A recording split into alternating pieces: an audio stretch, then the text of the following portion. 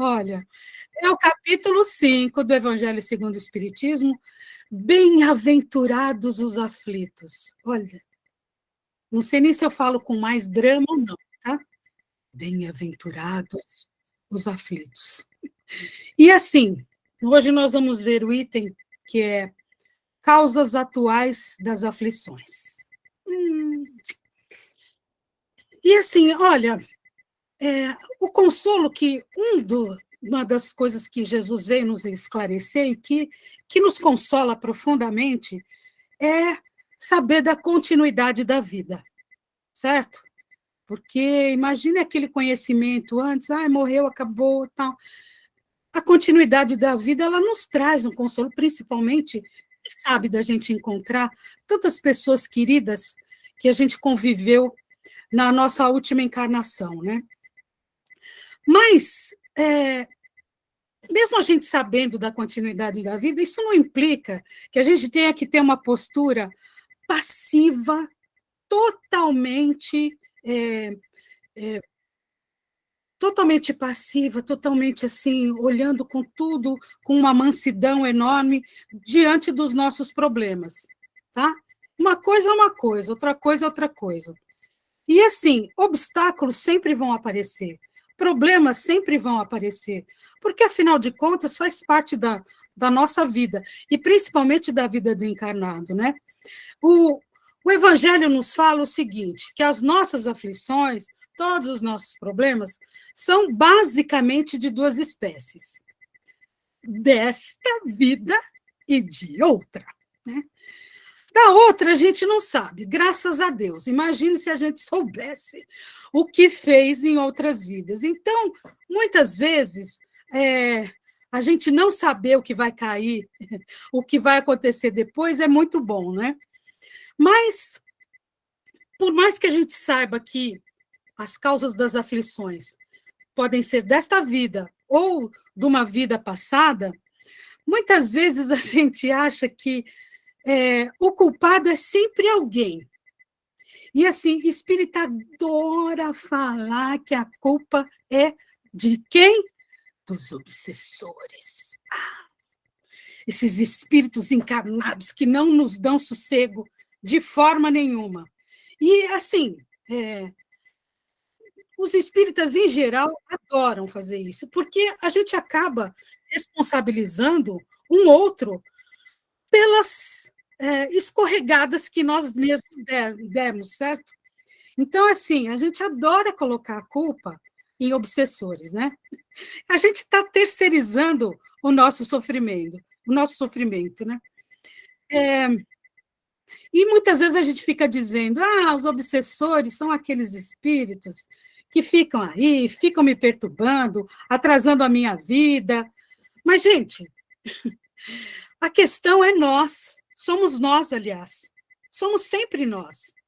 Sabe, se apareceu um espírito desencarnado, perturbado, tudo, a perturbação é dele. E por que eu estou falando que cabe a cada um de nós?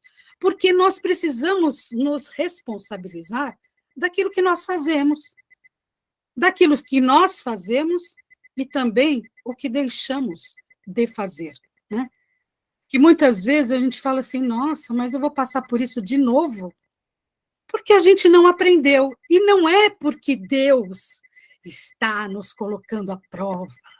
Deus fez isso e colocou no nosso caminho, porque eu não fiz, eu não aprendi. Não.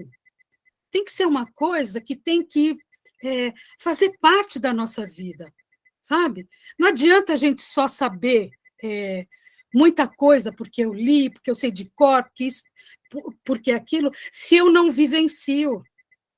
Né? Conhecereis a verdade vos libertará. Por quê?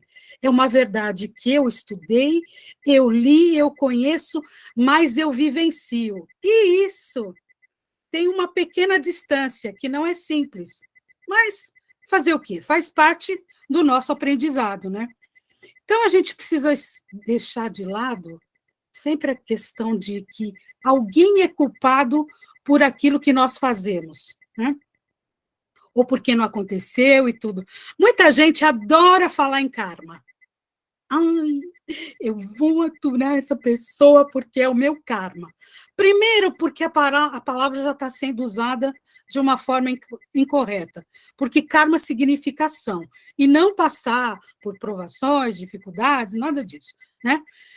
Afinal, por que passamos por determinadas coisas, umas não sabemos, como eu disse, graças a Deus, e outras, se nós analisarmos a nossa conduta,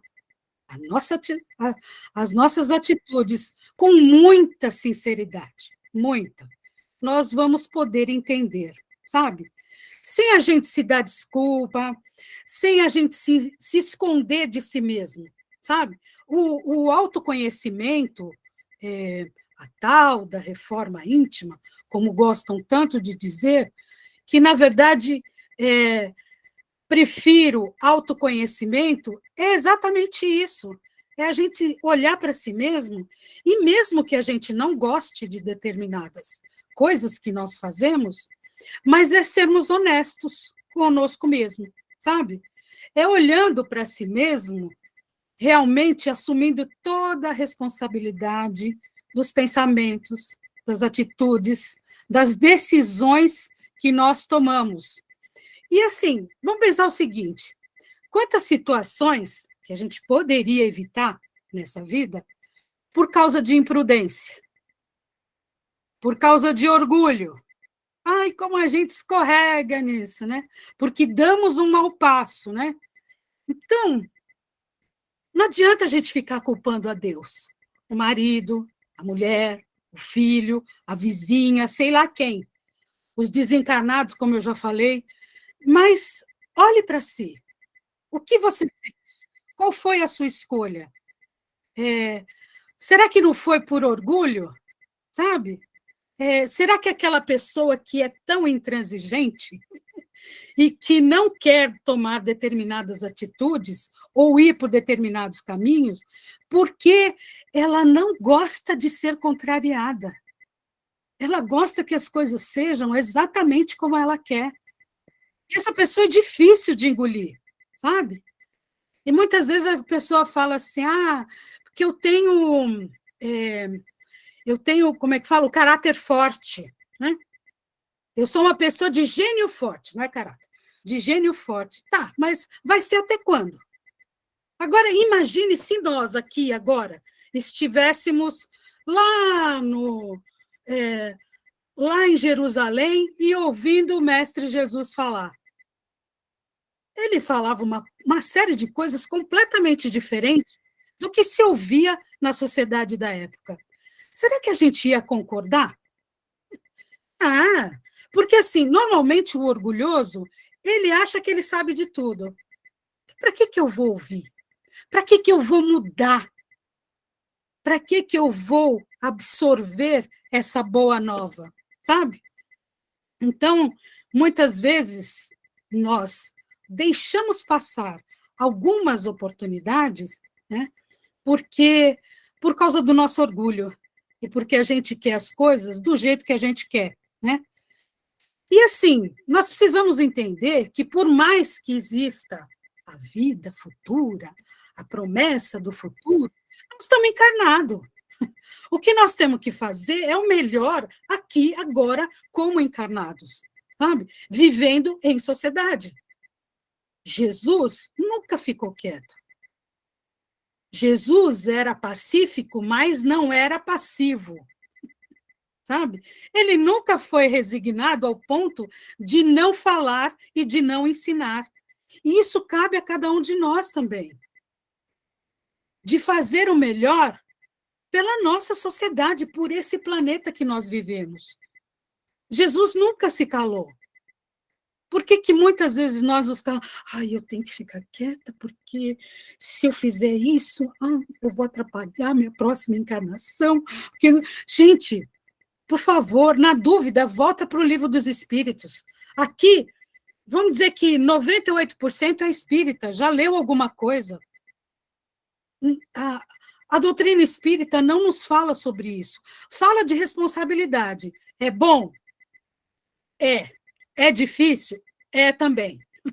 Dói? Dói também. mas faz parte do nosso aprendizado, sabe? Se fosse simples assim, a gente não estaria aqui patinando. Depois de 2000 anos que Jesus veio, quanta intolerância nós vemos de toda sorte na nossa sociedade. Por quê? Porque as pessoas se acham muito donas da verdade. Todo mundo tem muita certeza. Todo mundo sabe de tudo. Porém, nós não podemos esquecer que mesmo a gente tendo certezas de muitas coisas, essa certeza é uma opinião nossa. E que se ela não for baseada em fatos, ela é falha. A Renata levantou a mão. Você quer falar alguma coisa?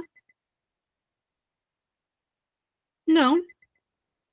Pelo silêncio, vamos em frente. E assim, se há uma falha na sociedade, nós temos a lei dos homens. Ela levantou a mão de novo. Você quer falar alguma coisa, Renata? Não, pode seguir, Débora. Então, tudo bem. Não, tudo bem. Então, nós sabemos que existe a lei dos homens, né? E que, para corrigir uma série de coisas que não vai bem dentro da nossa sociedade. Mas essa lei só não basta para que a gente viva em sociedade de uma forma humana e com muito amor. Nós precisamos trabalhar para a nossa melhoria como seres humanos, sem terceirizar nossa responsabilidade, sabe? Desse jeito, a gente vai viver melhor. E quando nós nos melhoramos, nós melhoramos a nossa volta. Nós não podemos deixar de olhar para o outro. De que adianta eu vou falar que eu vou fazer a caridade e eu estou aqui falando de Jesus, do mestre e tal, ai, que coisa linda, que prece maravilhosa, se der eu saindo daqui, eu vou acabar com a outra pessoa numa rede social, porque ela não concorda comigo, porque ela pensa de forma diferente, sabe? Então, assim, nós temos certezas demais e efetivamente, muitas vezes fazemos muito pouco, porque, como enquanto humanidade, nós caminhamos muito pouco. Imaginem o seguinte, se ainda existe gente com fome, gente com dificuldade para sobreviver, a responsabilidade é de todos nós, não é de um só. Ah, mas isso está nas mãos de Deus. Se está passando por isso, é porque está resgatando. Gente, por favor, quem somos nós? Muita gente fala para julgar. Julgar, tudo bem, porque a gente vai saber o que é bom e o que é ruim. O problema é que nós condenamos. Nós já estamos condenando o outro, principalmente quando nós pensamos, está vendo? Está pagando, né? E nós não estamos aqui para isso. E nem Deus fica lá com um dossiê de cada um, falando, agora vai acontecer isso. Agora eu vou pôr isso daqui no caminho dela, aquela pedra para ela tropeçar. Não, as dificuldades fazem parte de um ciclo natural das nossas vidas, né? E assim, como é que eu posso fazer melhor para que eu não tenha tanta aflição causada por agora? Pensa, reflete. Por exemplo, se a pessoa está doente, é um exemplo bem bobo. Se uma pessoa está muito doente e ela não vai ao médico, ou muita gente que gosta de fazer isso, vai ao médico, compra o remédio, mas não toma. Vai curar como, gente? Aí vai dizer, Deus não queria que eu fosse curado. Sabe? E assim, Deus não tem nada com isso. De quem é a responsabilidade, sabe? Mas se Deus permitisse que eu tivesse mais saúde, sabe? Mas o que eu fiz para merecer isso? O que eu estou fazendo para me melhorar agora, nesse momento, sabe? O que eu estou tentando melhorar dentro do meu espírito, que é a minha parte inteligente, para que quando eu chegue do lado de lá, eu não fique completamente perdido. A gente fica se preocupando com tantas coisas que acontecem, principalmente relacionadas à doutrina espírita, que a gente esquece a parte principal, que é a convivência entre nós. É a aceitação, porque assim, os problemas sociais, eles cabem para todo mundo. Não é privilégio de um só, sabe? Todo mundo quer a mesma coisa. Todos nós queremos um mundo melhor. Todos nós queremos ser felizes. Todos nós queremos ter saúde. Porém, apesar de tudo isso, um dia a gente vai para o lado de lá, sabe? E assim, pela continuidade da vida, nós sabemos que não é porque a gente desencarnou que tudo vai ficar lindo, maravilhoso, vai vir aquela luz safirínica, como dizem muitos romances espíritas, e a gente vai ganhar um par de asas e vai ficar tudo lindo, maravilhoso. Não. O aprendizado é sempre. E por que nós estamos aqui? Nós não estamos aqui para sofrer. Nós estamos aqui para aprender. E esse aprendizado não é porque Deus colocou, olha, você tem que fazer isso, você vai passar por aquilo e tal, tal. Então, assim, às vezes a gente fica muito preocupado com o que aconteceu em outras vidas, que esquece de viver essa. Sabe? Se eu tenho um problema com um familiar meu e aquilo está me fazendo mal e começou agora, nessa encarnação, por que eu não encaro de frente? Por que eu não peço perdão? Por que eu não volto atrás? Mudar de opinião, pedir perdão, voltar atrás, não é nada humilhante. Significa que você tem a capacidade de se colocar no lugar do outro. Você não, nós, todos nós. Porque isso cabe para todos nós. Entende? E assim, não adianta a gente saber um monte de coisa se a gente não toma uma atitude.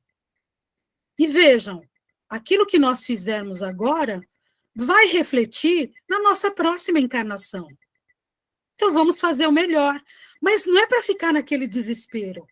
Ai, agora, pelo amor de Deus, eu tenho que fazer isso. Se eu não fizer evangelho no lar, se eu não der passe. Não! Vamos fazendo aquilo que é possível fazer. E com sinceridade, aceitando as nossas limitações. Não adianta passar a vida inteira querendo ser aquilo que eu não sou. Sabe? Seja aquilo que você é e faça aquilo que é possível fazer dentro das suas possibilidades.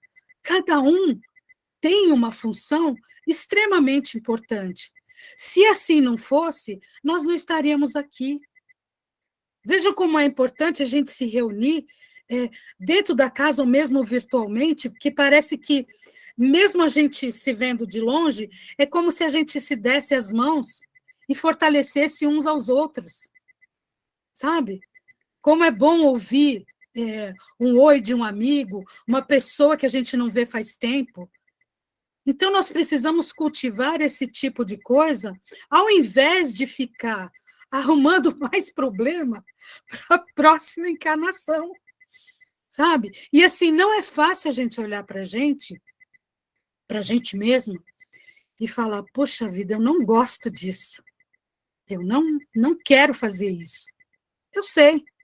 Mas, na verdade, a gente tem que dar um passo à frente. E mesmo a gente não gostando disso, vou pensar, o que eu vou fazer para poder melhorar? Sabe? O que eu vou fazer para melhorar? Então, que a gente possa refletir sobre isso. Como disse o Martin Luther King, que a gente precisa ter atitude, né? Precisa ter atitude, precisa aprender e pode também ensinar, não forçando ninguém a nada, mas ensinando através das nossas atitudes, né? O Martin Luther King disse o seguinte, né, que o que me preocupa não é o grito dos maus, mas é o silêncio dos bons. Então, se nós achamos que estamos no caminho certo, não vamos nos calar. Vamos fazer o melhor para o nosso planeta, para o nosso irmão. Vamos olhar as pessoas com compaixão, sabe? Nunca foi tão necessário a compaixão entre nós. e que assim possa ser. Para terminar, eu sei que vocês já estão levantando a mão, hoje é o dia do poeta. Antes da prece final e do passe, vocês vão me permitir ler um poema, que é do Mia Couto, que diz o seguinte: companheiros, quero escrever-me de homens, quero calçar-me de terra, quero ser a estrada marinha que prossegue depois do último caminho. E quando ficar sem mim, não terei escrito senão por vós, irmãos de um sonho, por vós, que não sereis derrotados. Deixo-vos a paciência dos rios, a idade dos livros que não se desfolham, mas não levo mapa nem bússola, porque andei sempre sobre meus pés, e doeu-me, às vezes, viver. Hei de inventar um verso que vos faça justiça. Obrigada.